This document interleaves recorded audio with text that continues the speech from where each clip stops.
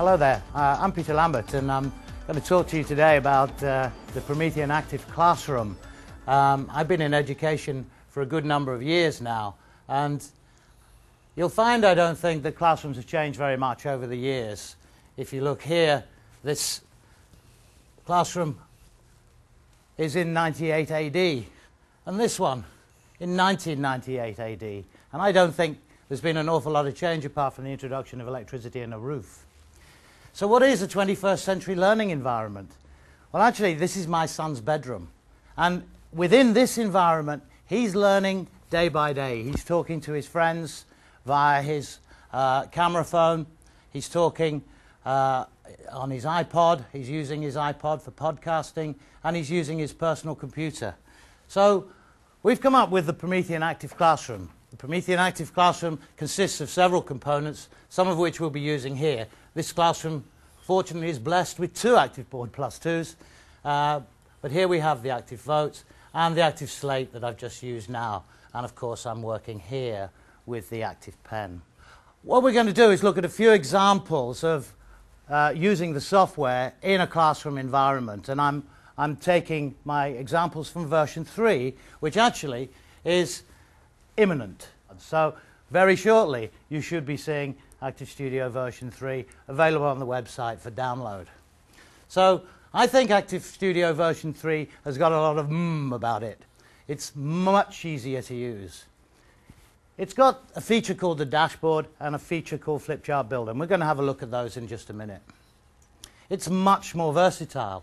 It's got profiles in it. In other words, you can save your version of Active Studio to be the version you wish it to be, anywhere you want it. It's got a resource manager. We'll have a quick look at that later.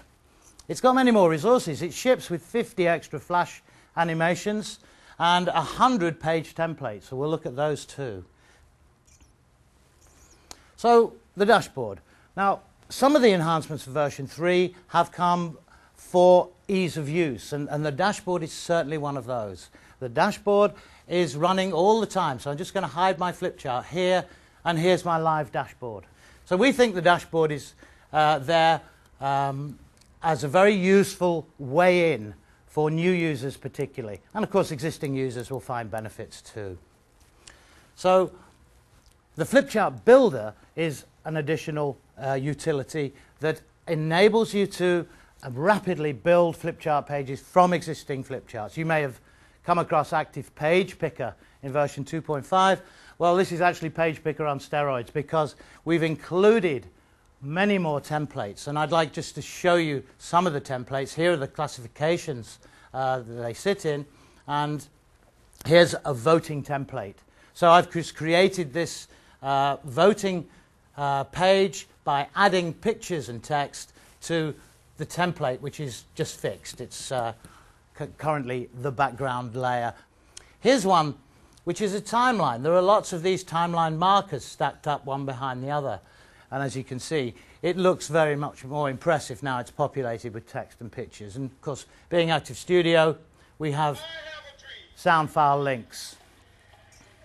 Now when I turn this off, just notice that there's an icon here, so it's more intelligence, which allows me to stop the sound that's playing currently. So that's the way to use a timeline. This is another template here, which in this case I've populated with images to do some character examination. Just for an example, I picked the tortoise and the hare.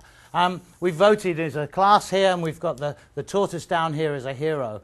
We may have had more than one answer, so I might want to move or duplicate the tortoise. So I'm just going to take him. Whoops, I should have moved him as a group. Now I've done this deliberately because I want to show you a new grouping tool. If I just select the tortoise and his box that he sits in and the arrow, you'll see down here there's a little new button. And if I click that button, it's a group button. So now when I move the tortoise, everything moves together. Now then, here's the bit I really like. I can't program. I don't know how many of you can program in Flash, but I can't.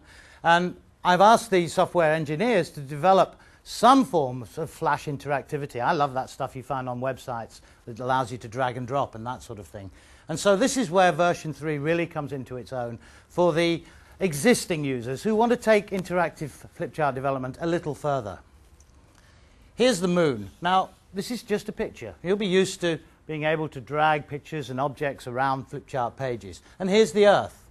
Oh, I can't drag this anywhere. This has got a restrictor on it. And the restrictor says you can't be moved, except it can be moved only rotationally. It can only be moved clockwise too. I can't rotate it anti-clockwise. So I put a restrictor on that.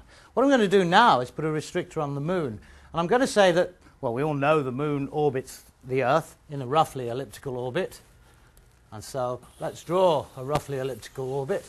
It's probably nothing like a roughly elliptical orbit, but it'll do for me. I'm going to say to the moon, through its properties, through a restrictor, that it can only move along a path.